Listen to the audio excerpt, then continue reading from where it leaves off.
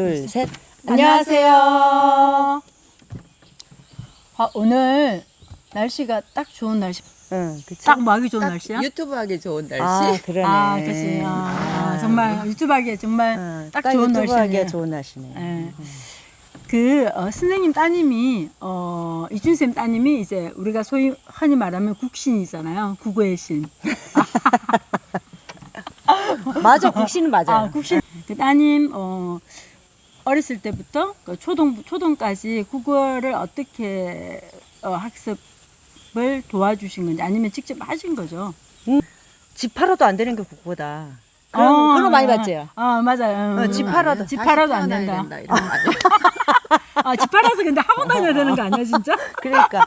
그래도 안 되는 게 국어다. 다시 태어나야 한다는 얘기 오늘 맞아. 처음 들었어. 다시 태어날 것 같대. 애들이. 국어 잘하려면. 국어 너무 어려워요. 우리나라 그 학생들의 국어 실력이 추락하고 있다고 뉴스를 봤어요. 선생님 따님 그 서울대 국문과 나오고 현재 이제 로스쿨 3학년이죠.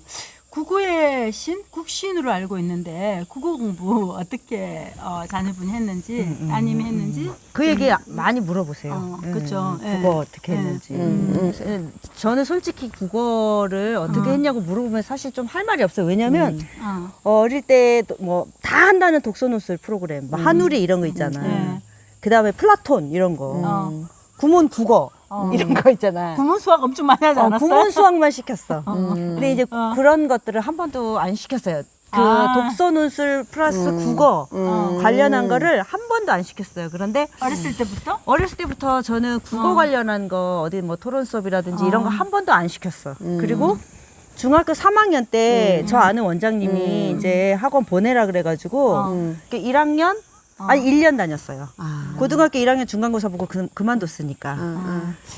그러면 이제 뭐 소위 말하면 유아기부터 중학교까지 국어 공부를 뭐 그러면 어떻게 해서 그렇게 국어를 잘할 수 있는지 뭐 특별한 스토리 같은 거나 또는 뭐 따님이 뭐 국어에 대해서 어떤 재능을 보였거나 그런 계기가 거에 대해서 있었어요? 좀, 있을 에피소드 것 같은 같은데. 거 좀 근데 얘기해 저는 주시면 이게 좋을 것 같아요. 국어 실력이라기보다는 언어 실력이라고 생각해요. 언어 실력. 그러니까 영어하고도 같이 이제 영어를 배우고 나니까 영어하고도 같이 이렇게 연결돼서 가더라고요. 근데 이제 애가 뭐 국문과를 가고 그 다음에 수능도 국어 만점, 모의고사도 다 거의 국어는 안 틀렸었거든요. 왜 국어를 잘하지? 이렇게 좀 저도 개인적으로 조금 궁금한데 왜 잘할까 이렇게 생각을 해보니까 좀 내가 얘한테 어떻게 해줬지? 이게 언어는 굉장히 엄마의 영향이 크잖아요. 우리가 마더텅이라고 하잖아. 그치. 그처럼 이제 엄마의 언어가 보통 이제 아이의 언어가 되잖아요. 근데 나는 어릴 때 얘한테 많이 했던 게 막 그 따님 막 그 데리고 다니면서 뭐 오르다 바둑 이런 걸 시키셨잖아요. 저는 그런 것처럼 이제 제가 저는 이런 기관을 안 다녔지만 제가 애하고 같이 놀았어. 언어 가지고. 그러니까 말장난을 하는 거를 굉장히 즐겼어요. 그래서 이제 그런 것들이 얘가 좀 언어적으로 많이 깨우치게 된 계기가 어떻게? 되지 않았나? 말장난은 근데 어떻게 하면 아이가 언어적으로 성장하는 거예요? 제가 이제 중고등학교 애들 국어를 가르쳤었어요. 예전에. 그러니까 이제 국어에서 어떤 걸 가르치는지를 제가 알자. 그러니까 문학적인 글, 비문학적인 글, 그다음에 이제 문법적인 거, 어휘 이런 것들이 이제 머릿속에 체계가 있으니까. 그거 아니에요? 그렇죠. 가요를 들으면 그 가요 안에 리듬이 있고 그다음에 그 안에 그 내용이 있잖아요. 가사가 있잖아. 가사가 있고 그러면 이제 애하고 같이 애가 그런 노래 많이 듣잖아요. 어렸을 때 동요를 들을 때도 동요의 내용을 동요 가지고 애하고 같이 수다를 떨어. 시에서 쓰는 운율적인 측면 애들이 나중에 이제 중학교 올라가면 운율을 배우잖아요. 어릴 때부터 배우지만 그러면 이제 그 내용을 가지고 이게 이렇게 끝나니까 리듬이 생기는 거야. 그러니까 예를 들어서 이 연과 이 연에서 여기는 다로 끝났는데 여기 요로 끝났어. 그럼 리듬이 깨지는데 요 이렇게 끝나니까 리듬이 생기는 거야. 그럼 또 바꿔볼까? 막 이런 식으로 놀았어요. 시를 하나를 가지고도 동요를 가지고도 이제 어렸을 때 애들이 하는 동요 안에는 리듬이 주로 많아요. 동요. 그게 이제 동시가 리듬을 붙이면 동요가 되잖아. 그렇죠. 뭐 우리들 마음에 빛이 있다면 여름엔 여름엔 팔할 거예요. 반복되는 것도 있고. 그치, 반복되지. 그 다음에 강조도 하고. 대조가 그렇지. 되잖아. 파란 마음 하얄 거예요, 팔할 거예요. 이렇게. 그럼 이제 이런 걸 가지고 애하고 같이 어렸을 때 동요 하나 가지고도 이제 노는 거예요. 그리고 이제 이미지가 강한 시가 있어. 시적으로 이미지가 강한 시. 그러니까 이건 운율적인 시가 있고, 이거는 운율성이 강한 시가 있고, 이거는 이 시의 이미지가 강한 시가 있어요. 심상이라 그러는데, 그러면 이제 이게 이 시를 읽으면 한편에 그림이 떠오르는 시가 있어. 그런 하나의 예를 들면, 그 차를 타고 애하고 같이 갔는데, 차에서 노래가 흘러나와서 제가 가곡을 많이 들었어요. 가곡 좋아하죠. 요즘 사람들 가곡 안 듣는데 가곡 많이 들었잖아, 우리는. 우리 때는 가곡 많이 들었죠. 그렇지. 이제 가곡을 듣고 있는데 얘가 이러는 거야. 그 엄마는 왜 이렇게 우울한 노래 들어? 그 노래가 뭐였냐면 성불사의 밤이었어. 알지? 알아. 성불사 깊은 밤 그 풍경 소리. 그래서 이런 노래 들어. 그러는 거야, 얘가. 그래서 제가 슬프대? 좀 이렇게 멜로디가? 처진다는 거야, 이거는. 그렇지, 애들이 그렇지. 싫어하지. 근데 이제 제가 그때 그랬거든요, 얘한테. 야, 이 시가 굉장히 운치 있는 시다? 시를 설명을 해줬어요. 자, 성불사라는 절이 있어. 그 성불사의 깊은 밤, 그윽한 풍경 소리. 너 풍경이 뭔지 알지? 딸랑딸랑 하는 거야. 그윽한 풍경 소리. 주승은 잠이 들고 객이 홀로 듣는구나. 그러니까 스님은 잠이 들었는데 거기 온 객이 그 소리를 듣고 있어. 그런데 밤이 깊어서 저 손님마저 잠이 들어서 풍경이 혼자 울고 있는 거야. 눈 감고 생각해봐. 얼마나 그 장면이 예쁘니? 이렇게 얘기를 하니까 얘가 갑자기 나 이 시 금방 외울 수 있을 것 같아 이러는 거야. 그치. 그 스토리가 있고, 그다음에 그러니까 그 이제- 환경이 다 그렇지. 몸에 녹아드네. 그래서 그 감정이입이 시, 딱 그러면서 되는 거지. 잠깐만, 그러면서 나는 내가 그 시 한번 외워볼게. 그러면서 그 시를 그대로 외우더라고요. 그러니까 이제 머릿속에 이미지를 한번 그린 거야. 그치. 그리고 그 장면으로 그렇지. 자기가 직접 갔다 온 거지. 예. 그래서 그러니까는, 그게 참 자기는 엄마가 설명한 거 들으니까 시가 금방 외워져. 그래서 이제 그런 계기로 그 뒤로 뭐 진달래꽃, 뭐 가시리, 뭐 이육사의 강야 이런 시가 이제 중학교 되면 배우잖아요. 그러면 이제 중학교 때도 얘가 뭐 시 오늘 진달래꽃 학교에서 배웠는데 뭐 이러면 이제 진달래꽃 가지고 이런 식의 수다를 떠는 거야. 그냥 막무가내로 암기하는 게 아니고 예. 그냥 이제 한번 너도 생각해 보자. 예. 이미지를 떠올리고. 그쵸. 어떤 시는 이미지를 떠올리고 어떤 시는 운율을 그렇지. 얘기하고 그치. 어떤 시는 김소월의 진달래꽃은 반어와 역설을 얘기했어요. 그 나보기가 역겨워 가실 때에는 말없이 거의 보내드린다 했고 그 다음에 그 꽃까지 깔아준다 했고 그 다음에 그 꽃을 밟고 가라 했고 네가 가도 나는 죽어도 눈물을 안 흘리겠다라고 했잖아. 그런데 그 얘기는 뭐죠? 결국 가지 말라는 소리잖아요. 그렇지요. 역설이지. 그러니까 그게 반어면서 역설인 거야. 그러니까 이제 이런 얘기를 애하고 저는 즐겁게 수다를 떨었어요. 그래서 자연스럽게 그냥 국어에 대한 또 언어에 대한 그런 것들을 자연스럽게 몸에 받아들였겠네. 익히게 되는 그렇죠. 거지. 그러니까 받아들이고 이게 자연스러운 거지. 그렇죠. 넘나들었어요. 그러니까 이게 요를 듣다가도 갑자기 예를 들어서 그 당시에 내 생각나는 게 김현정의 멍이라는 노래가 있어. 너 나를 쉽게 봤어, 그렇지 않니? 그러니까 끝내도 내가 끝내, 너 딱 기다려, 막 이런 거거든. 내가 끝내, 너가 끝내는 게 아니라 이런 시적 화자가 있어요. 근데 그 노래를 들으면서 막 시원시원하잖아. 우리 우리의 이야기를 그쵸, 우리 현대 대변해 주는 거야. 우리 현대 여성은 그런 소리를 들으면 이제 근데 시원시원하잖아요. 근데 똑같이 어떤 사랑하는 님한테 실현당한 화자가 있어. 그런데 그 진달래꽃에서는 그 화자가 이런 태도를 보여. 네가 가면 내가 보내줄게. 그래. 이렇게 하는데 지금 이 여자는 어떻게? 멍에서의 화자는 어때? 직설적이지. 직설적으로 야 너 내가 끝내 이렇게 하잖아. 어. 그러니까 이제 그런 얘기를 또 가시리까지 끌어올라가요. 가시리꽃 뭐 바리고 가시리꽃 이 얘기까지 해서 이런 얘기를 애하고 진달래꽃과 가시리와 그다음에 뭐 그 대중 가요 멍에서 나오는 화자가 똑같은 상황에서 어떤 어조로 말하고 있는지를 얘기를 하면 얘기가 끝도 없이 재밌어져. 그러니까 엄마가 이게 좀 알고 얘기를 하는 거지. 우린 가요 들으면 좋다.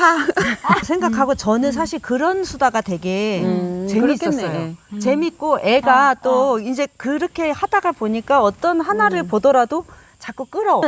좀 깔아놓은 게 뭐냐면 국어를 가르쳤었잖아요. 네. 그러니까 국어에서 나오는 문학적인 개념에서 중요하게 다루어지는 중고등학교에서 중요하게 다루어지는 개념이 뭔지가 머릿속에 있었어. 그런 식으로 좀 문학적인 어떤 개념을 좀 체득시키는 거를 했었고요.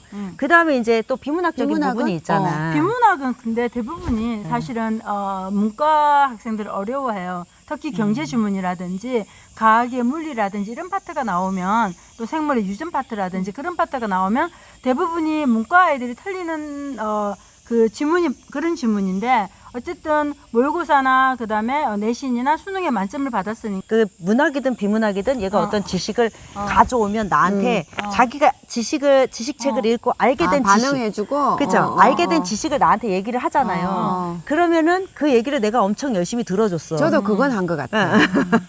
말은 못하니까 알고 있는 거 얘기를 하면 반응을 하고 와 대단한데 그런 게 있었어 그러고 그랬던 것 같아요. 그러니까 저도 그랬어요. 그래서 이제 듣고 그러면 그래? 그러면 너 좀 더 그래요, 찾아보자 그러면. 이런 식으로 이제 그러니까 어떤 책을 읽혀야지 이거보다는 좀 지식 자체에 관심을 갖고 그게 확장해 나가도록 했던 거가 좀 크고 이제 아주 구체적인 방법으로는 이런 거예요. 좀 이거는 요령이고 이제 많이 어린애가 있다면 좀 활용하시면 좋은 팁인데 저는 애 앞에서 약간 어리숙한 척했어요. 그러니까 사실은 우리가 지식적으로 지식적으로 많겠죠? 우리가 가지고 있는 지식이 사실 되게 남루한 지식이야. 맞아. 왜냐하면 기억에 의존한 지식이잖아요. 근데 얘네들은 책을 많이 읽기 때문에 뭔가 새로운 지식이 우리보다 더 정교하거든요. 그러니까 이제 그런 지식들을 그리고 빨라. 그냥 흡수해. 네, 흡수하잖아요. 그래 저보다 우리보다 사실은 얘네들이 아는 게 더 정확해. 그렇죠, 맞아. 그래서 이제 저는 그 설명할 기회를 많이 줬는데 예를 들면 이렇게 이제 예를 들어서 집에 어떤 물건을 시켜서 물건이 왔어. 근데 그게 조립이야. 그러면은 저는 그 조립을요 제가 안 해요. 애한테 읽고 설명해 달라 그래요. 네가 설명서 읽고 보고? 설명서 보고 읽고 어. 그다음에 네가 그거 어떻게 조립하는지 엄마한테 엄마한테 가르쳐줘? 설명해줘. 그래서 같이 조립하자. 그럼 얘는 항상 집에서 어떤 물건이 오거나 뭘 집에서 일적으로 뭘 해야 된다 그러면 자기가 인터넷 찾아서 자기가 읽고 나한테 설명해줘야 돼. 엄마가 뭐를 게으르고 이렇게 해서 이런 거를 잘 자기를 자꾸 시킨다고 생각해요. 근데 이제 그때는 되게 공부 같지 않고 재밌잖아. 그렇지. 그러니까 얘가 뭐든지 읽고 그래서 얘가 중고등학교 때 별명이 기가왕이었거든요. 기술 과정을 틀린 적이 없었어. 수능에서 영어 같은 경우에는 그 조립 그 설명서도 지문으로 나오잖아요. 그러니까 이제 궁극적인 언어 능력인 거거든. 읽어내는 능력. 예. 그러니까 이제 어렸을 때는 그렇게 해서 자꾸 아는 걸 설명하게 자기가 읽고 터득하게 해서 나한테 설명하게 하고 자기가 조립하게 하고 이렇게 이제 하다가 중고등학교 가니까 중학교 정도 되니까 학교 시험 뭐가 새로운 언어나 새로운 개념이나 서로 본인이 새로운 찾아서 하겠네? 그러면은 그런 것들을 뭐 새롭게 만들어진 지식 뭐 그 시사 상식 이런 것들도 물어봐요. 그러면 야 그게 뭐야 요즘에 뭐 그 유행하다. 그러면 자기가 설명해줘.